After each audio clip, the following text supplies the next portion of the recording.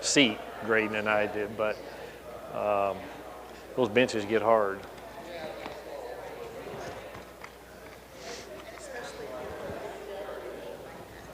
Right.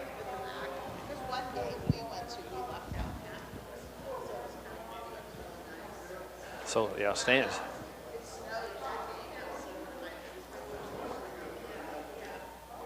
I got a little bit of sunburn, but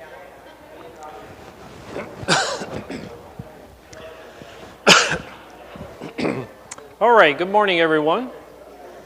It's great to see you.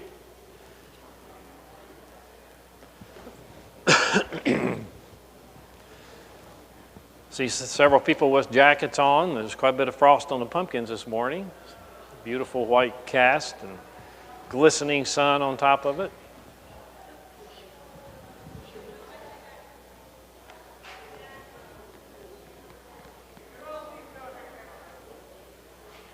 We got some new people in this morning, and so just to give you a little context, this has been a class that it's titled Christian Ancestry, but we've been focusing on our relationship with God, our relationship with spouse, and we're kind of wrapping that up today, moving into children and mentoring young people is kind of the direction that we're going to be moving toward this morning. See, we've still got a few people coming in.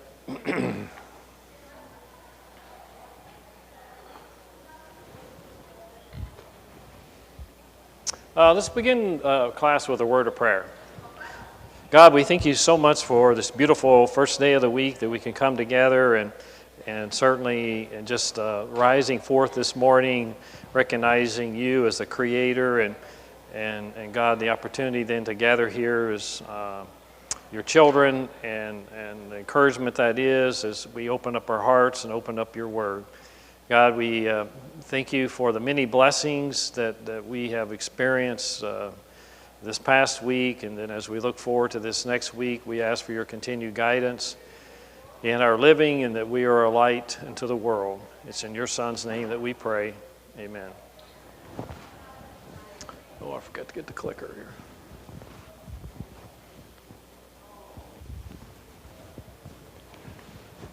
So as a little bit of introduction, I know the regular attenders has seen this slide a number of times now, and so one of the things that we recognize is our challenges in our relationship with God and our relationship with our spouses, with each other, is that we desire to be in control rather than allowing God to be in control and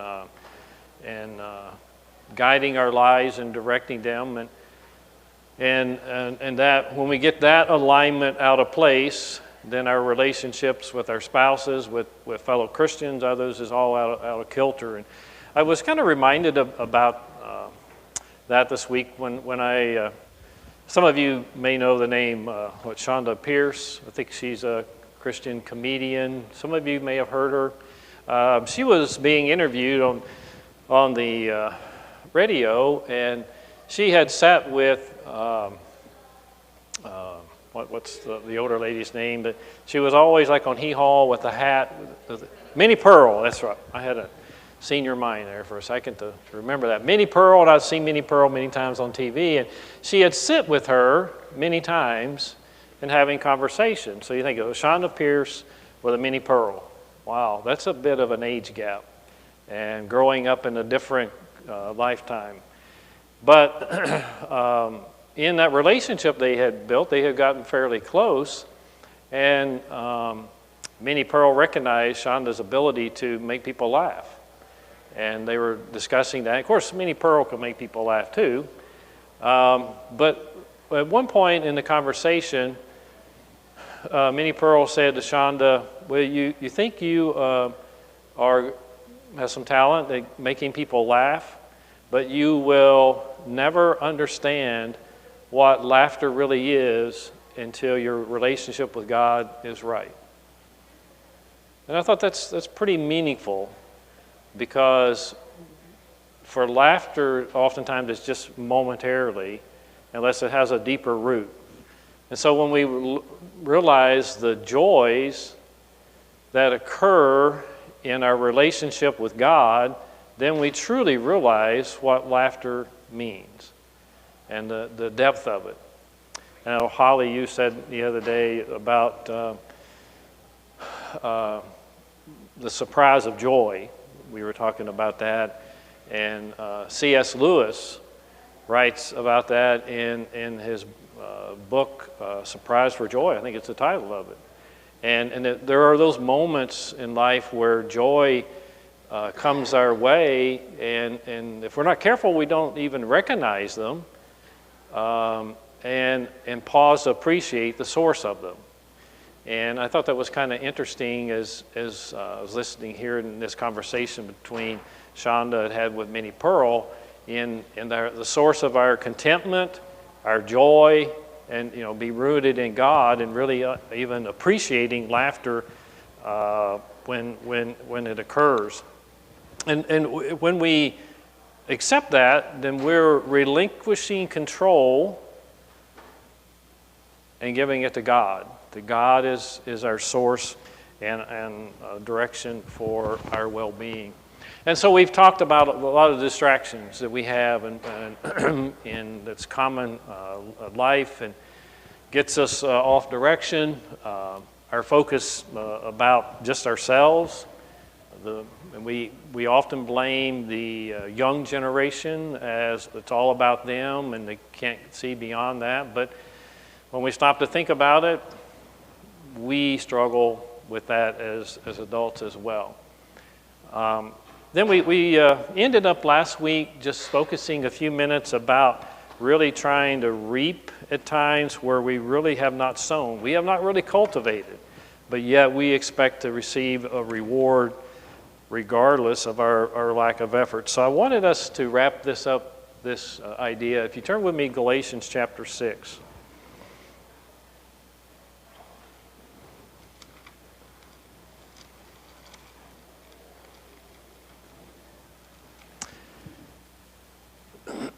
Galatians chapter 6, verse 6 through 10.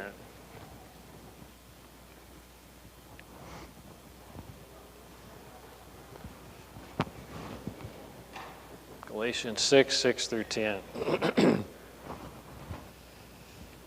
And let the one who is taught the word share all good things with him who teaches. Do not be deceived, God is not mocked. For whatever a man sows, this he will also reap. For the one who sows to his own flesh shall from the flesh reap corruption, but the one who sows to the Spirit shall from the Spirit reap eternal life. And let us not lose heart in doing good, for in due time we shall reap if we do not grow weary. So then, while we have the opportunity, let us do good to all men, especially to those of the household of faith. So this idea that, if we want God's blessings to flow, if we want good in return, in whatever context you want to, then we need to be drawing near to God to reap those blessings, and then we need to be sowing good. So oftentimes we behave in a certain way, but we're expecting a different outcome than the way we're behaving. And you've heard always the adage is if something is not working, then if you keep repeating the same thing, you're probably going to continue to reap the same thing.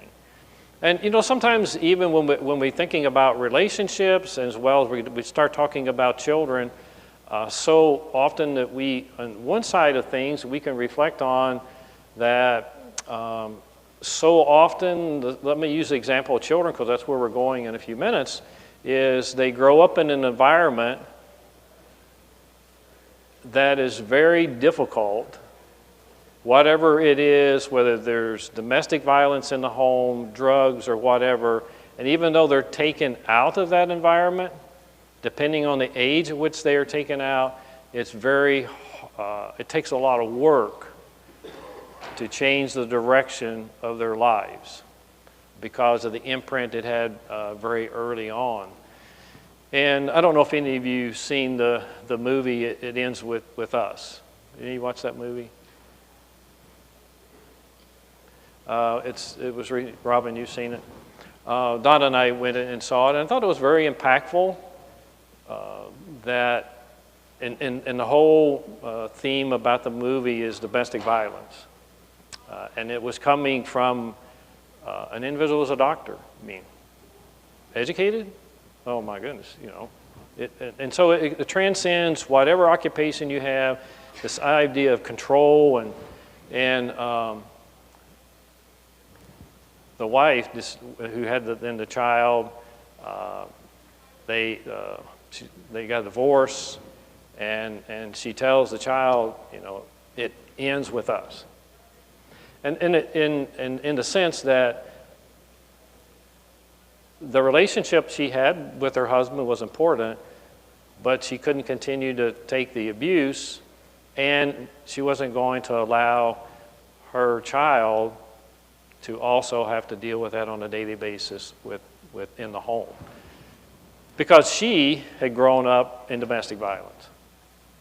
And so it just kind of resonates with me is that oftentimes we have to make the decision with whatever we're trying to better our lives to get out of. We got to go the direction we know is right and it's good. Because if you continue to go what feels like at the moment that it'll get me to the next step, it's just probably going to keep you where you are.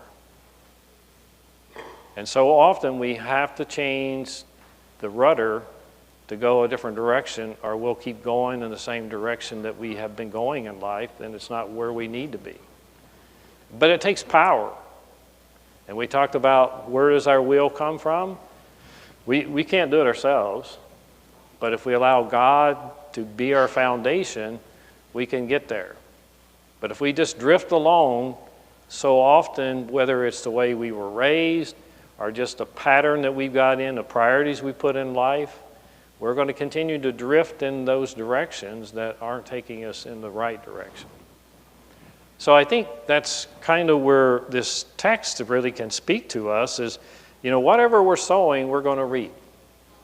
Now, does it always mean that sometimes we do our experience situations that we say, well, I didn't see this coming, and maybe we couldn't see it coming.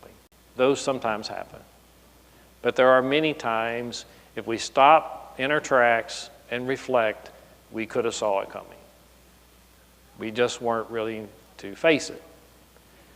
And I see this oftentimes with students, is I see the direction they're going, and I don't know what they're thinking, that the outcome is going to be different than what they're putting forth the effort in for right now, because it's not going to happen.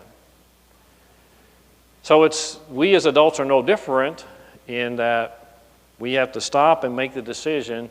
Life is going to be different if it needs to be different. And then what am I going to do? And it starts then, I think, in terms of our faith and our relationship to God to get there.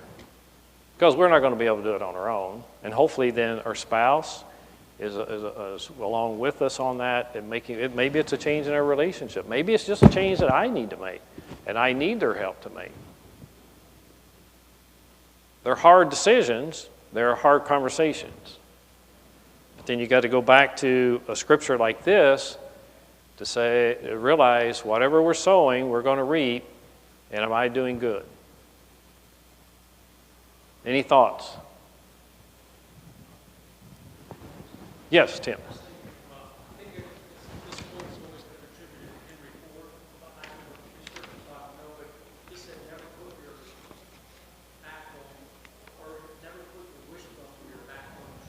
Mm. And I think a lot of times we want to reap where we have some, we see a better life, but we see somebody making better decisions, and their life is calmer, it's more fulfilled in ways that we want that for ourselves, but we're not making the purposeful decisions to get there. It's not going to happen. We have to decide. Yeah. Pray about it. A great example. Just the little simple things like for myself, I wish I knew how to speak Spanish. I could relate to other students, Mississippi's to come here. I could have a better, easier conversation with them. But I have never committed to making that different. That's my fault. I always wish I could play a guitar. I never made the commitment. So why just I stop wishing it? Because if I'm not going to make it a goal, it's not my backbone. And that spills over to our relationship with God, our relationship with our spouses, and our children. Because it's not easy being a parent. And sometimes the challenging part of that is we decided to be a parent before we came to that realization.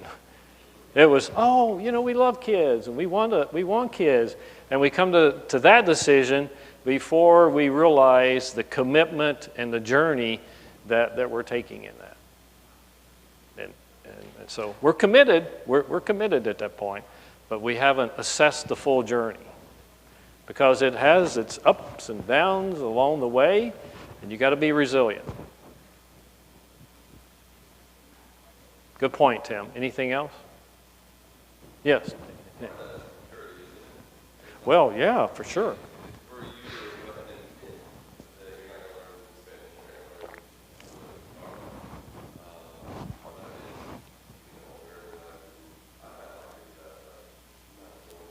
Yeah.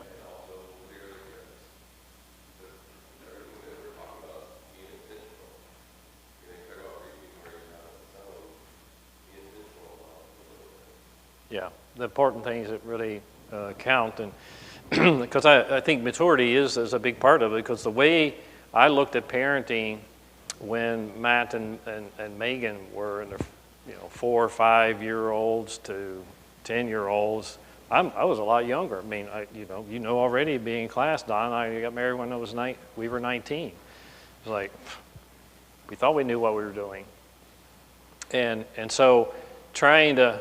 We didn't have kids that quick. We waited a little while having the kids, especially because I was in school. But being a parent in the 20s versus a parent now, I'll just say I'm in the 60s. It's different. And now being a grandparent, it's different, but still a parent. And so maturity. And having seen a few things in life, experienced a few things, and just thinking before you act sometimes. Good point. Any other thoughts? All right, so the last category before we make the flip is oftentimes we find ourselves just making excuses. And this is really just we're just trying to justify our actions. Our actions may be inappropriate, our actions may be undesirable, but we think that we're justified by the excuse that we have. And really, it's just a cover-up for the moment of the interaction of where this is being called to our attention. And I want to encourage you to turn over to Luke chapter 14. Let's go there, Luke 14. In verse 15.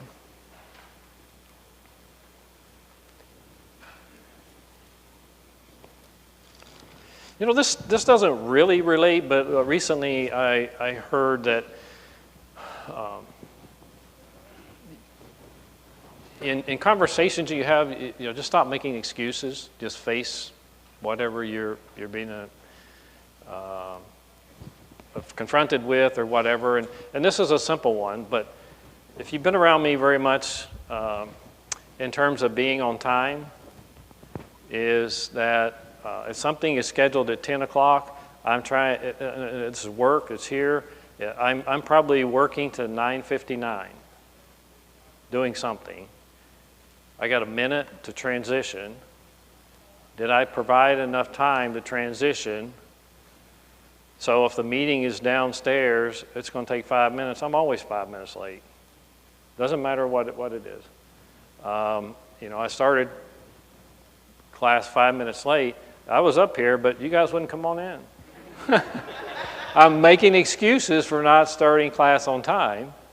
And the comment, a lot of times when when I'm late or something, I say, I'm sorry, sorry I'm late. How many times I've said that? I'm not really sorry. And you can twist that around. I mean, there's a few times I am. Like student, I'm 5 minutes. I know what it takes to get from here to Columbus. I'm working home, but I've got a meeting with a student in Columbus. They're probably going to be waiting on me before I get there. Sorry, it was the traffic. I should have left 15 minutes earlier from home because traffic may be a problem. But one of the things that I heard recently that I think it's kind of helped me, and I run it through my mind from time to time, is to rephrase that. Instead of saying, I'm sorry if I'm not, is thank you for waiting for me. And that's helped me to realize if I'm going to show appreciation for them for waiting for me, I need to back up then also to show appreciation for them for waiting for me.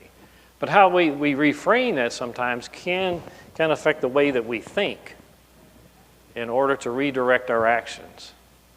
And I encourage you to think about that. So Luke chapter 14, verse 15. And we're going to go through 26. Another parable, and when we started out this class, we really used a lot of the parables to see how so often Christ taught among his followers relating to marriage. And so here's another parable where the aspect of marriage comes into play. Verse 15. And when one of those who were reclining at the table with him heard this, heard that there was conversation just up in verse 12 through 14. Verse 14 says, but you will be blessed since they do not have the means to repay you, for you will be repaid at the resurrection of the righteous. And so then as they heard that, when they heard this, he said to the one said, blessed is everyone who shall eat bread in the kingdom of God. But he, Christ, said to him, a certain man was giving a big dinner, and he invited many. And at the dinner hour, he sent his slave to say to those who had been invited, come, for everything is ready now. But they all alike began to make excuses. The first one said to him, I have bought a piece of land, and I need to go and look for it. Please consider me excused. And another one said, I have bought 5 yoke of oxen, and I am going to buy them out. Please consider me excused. And another one said, I have married a wife, and for that reason I cannot come. And the slave came back and reported this to his master. Then the head of the household became angry and said to his slave, go out at once into the streets and the lanes at the city and bring in here and the poor, the crippled, blind, and lame. And the slave said, Master, what you commanded me has been done, and still there is room.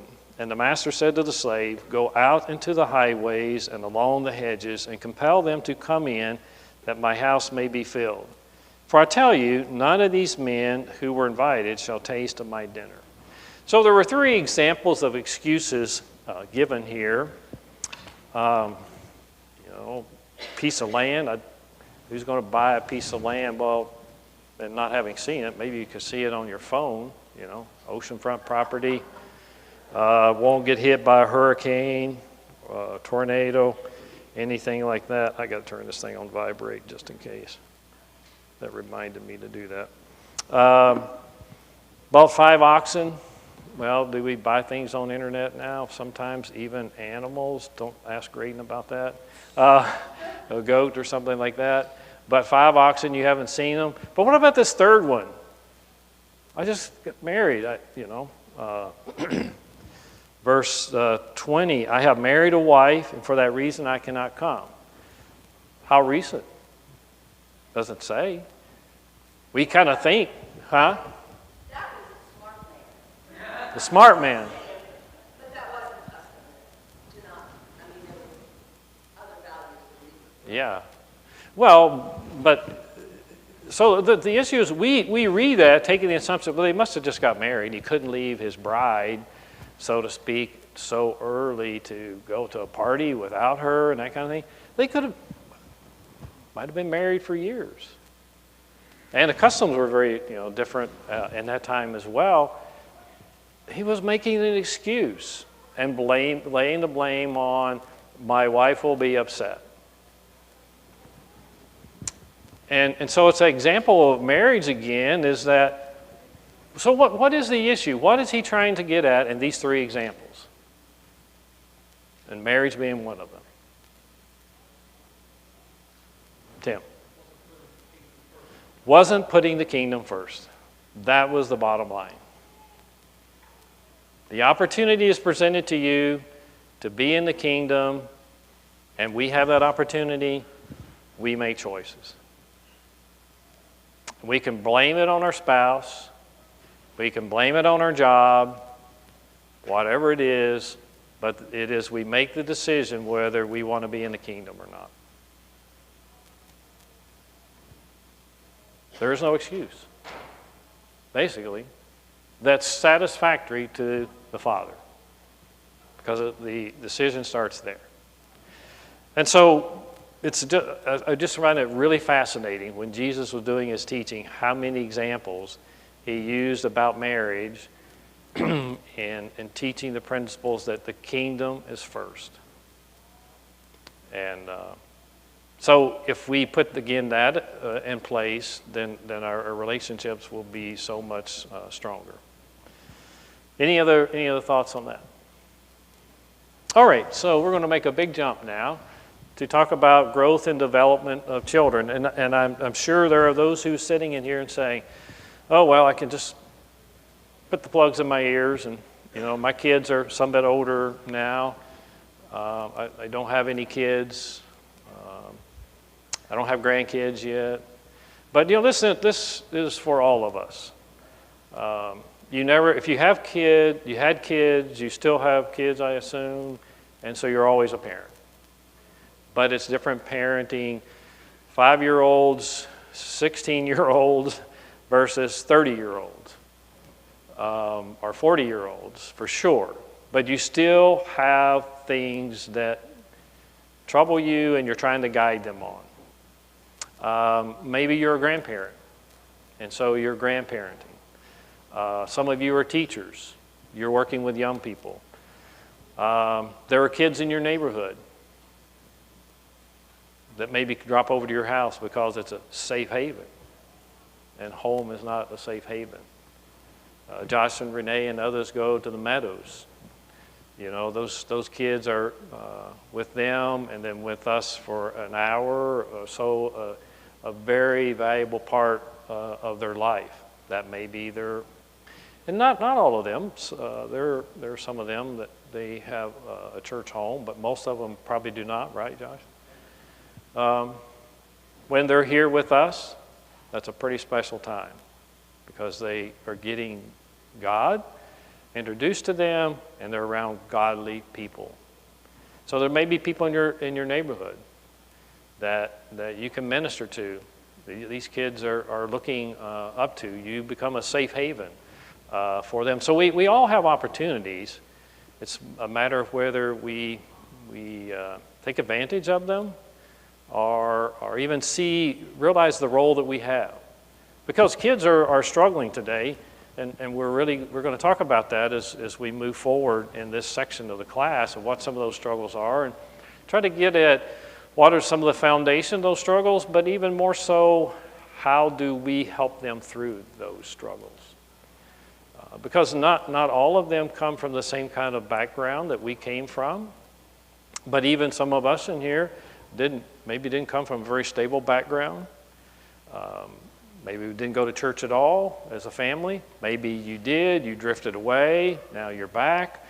Lots of different backgrounds which are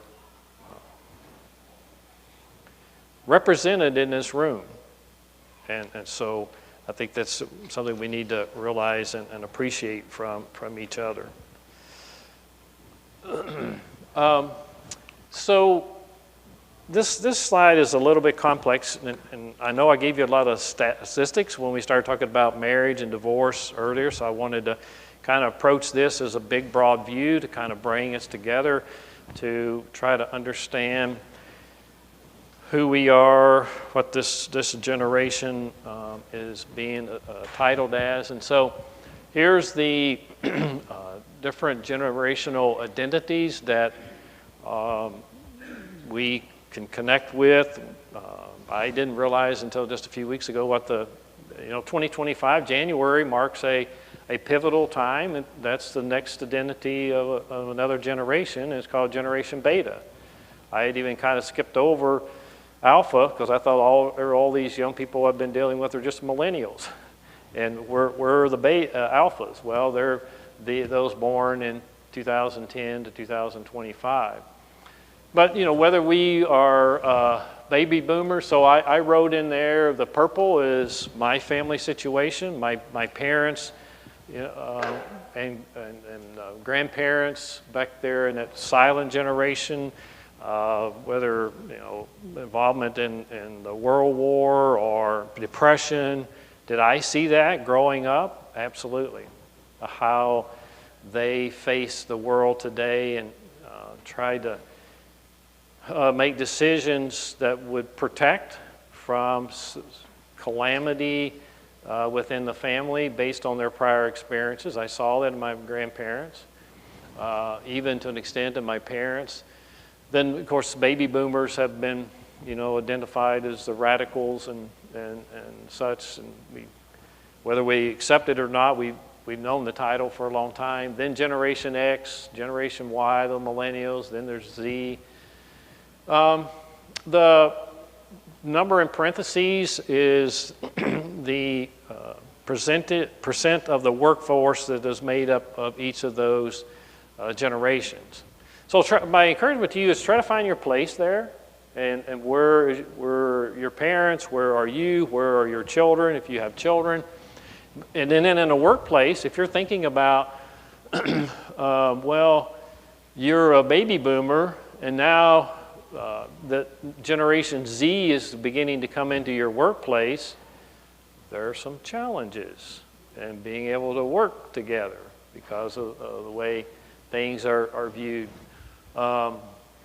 Then Generation Z, they're struggling with working maybe with Generation X, or you as a baby boomer. You think you've been through it all, you've experienced it, and so this is the way it's going to be. Don't question my authority. I've been there. That kind of mindset versus the baby boomer says, like, you think you know it all, huh? You just graduated with a college degree and you know everything about this job.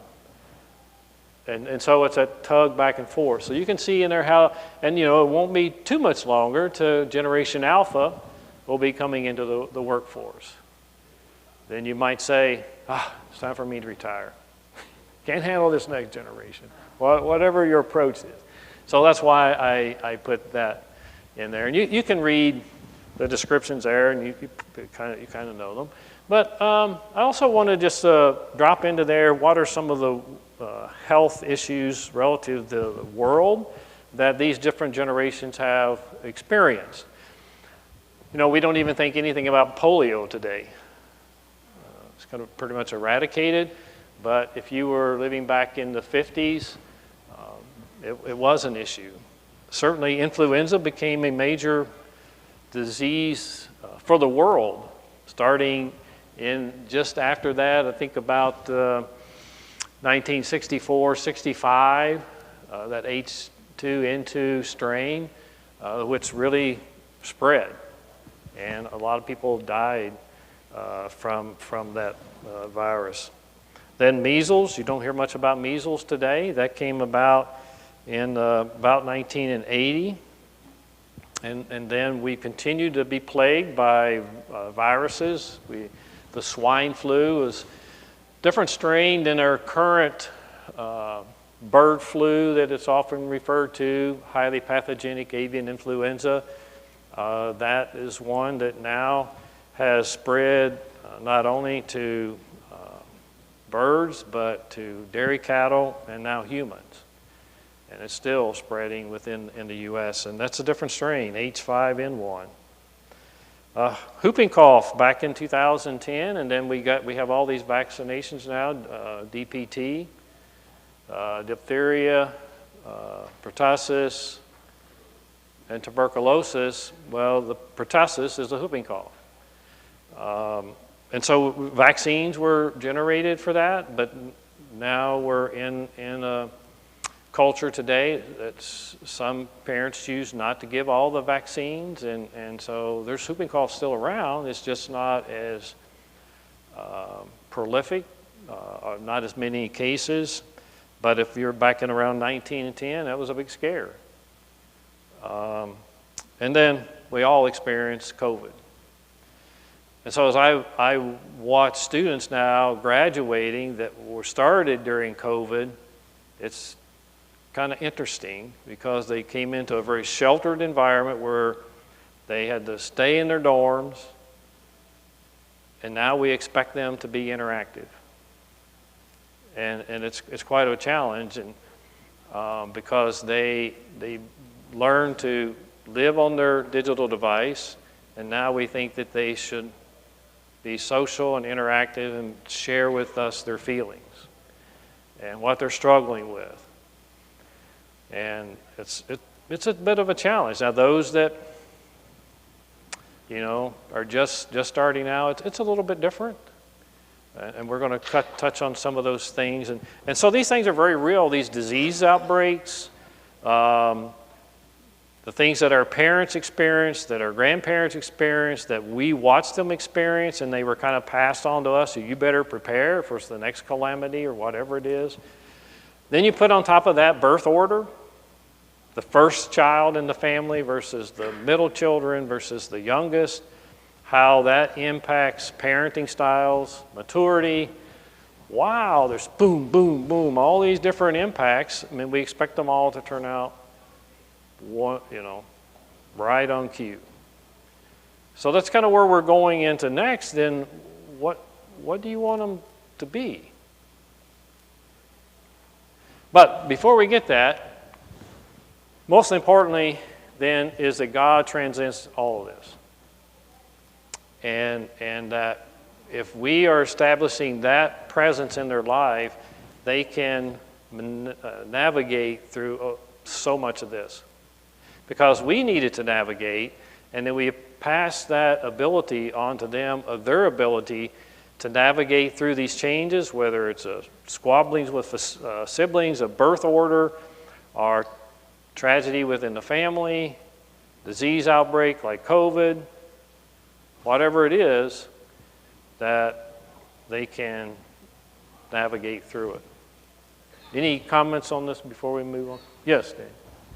A lot of these, some of this is missing. I think it's drastically affected our kids. Oh, 9/11? Yeah, fear. Oh, my goodness. We got an American who was so scared. We didn't go from a play outside to we didn't go from trusting our kids with anxiety, fear. Yeah. And Yeah, there's such a high level of anxiety in your age group, but when you get down to these younger generations, it's here. And some of the things that he's mentioning are causing that. And we struggle with how to help them through it because we're not even sure how to deal with it ourselves at times. And, 9/11, why was it such an impact? And I think about this often, not specifically about 9/11, but war has always been on another land. And it's on the news every day, but it's not here. And so I try to relate to what would it be like if I lived in Israel and dealt with that every day. I've talked to I mentioned this probably before, but I've talked to colleagues that work at the Hebrew University and say, yeah, we hear, a bomb just went off. What? But to live with that, and now seeing everything that's going on in the Middle East, we see it on the news, but then we go about our daily life. We assume it's not going to hit American soil. But 9/11 changed that. And that's why that is so pinnacle to the fear. It did hit American soil. It could have happened again.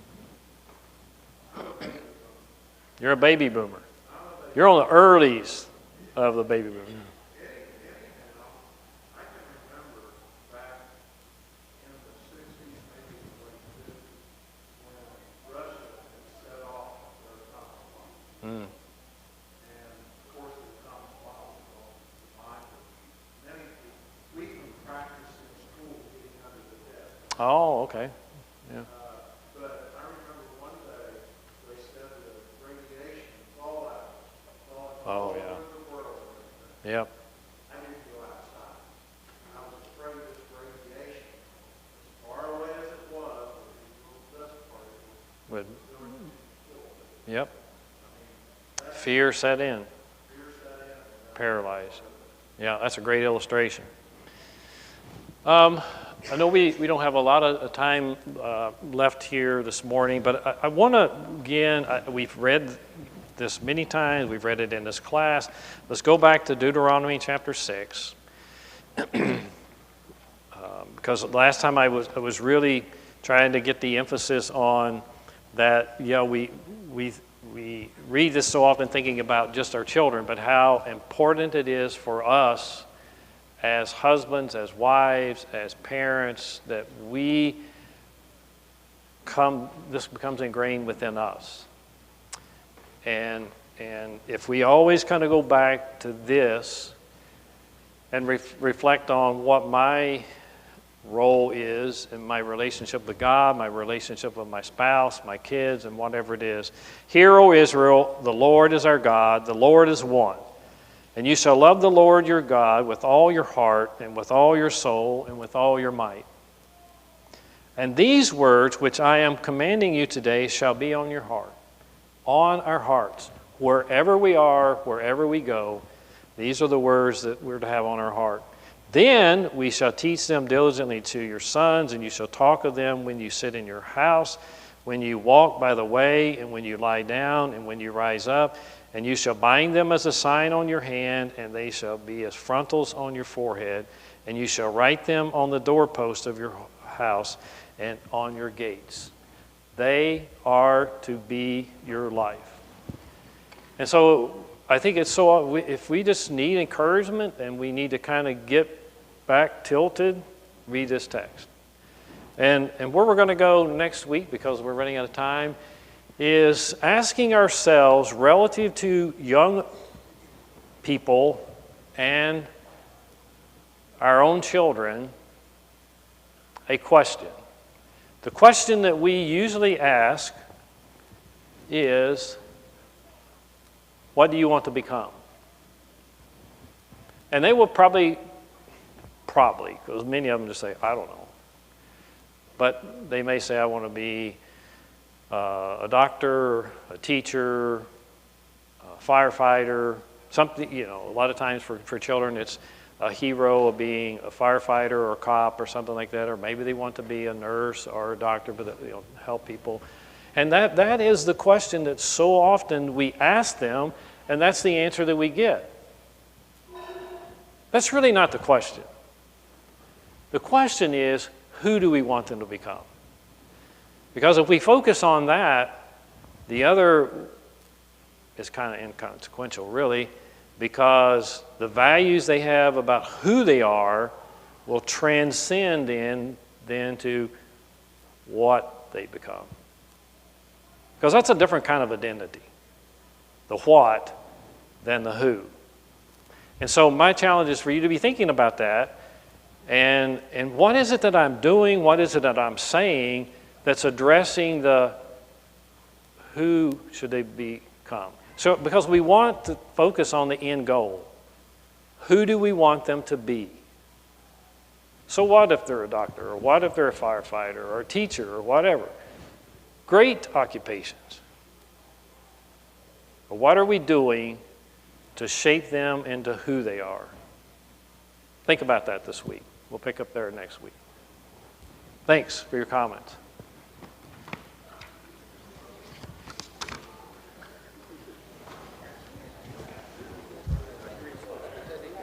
Is that Oh. the mic that I'm supposed to use? Jeff said there was one on his desk. Is that the one that you got? I'll grab it.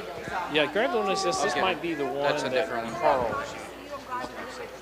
Okay. This will be. He said there's one on his Do you have desk. any songs? No. It's okay. I think somebody. You have songs? No. Who has songs?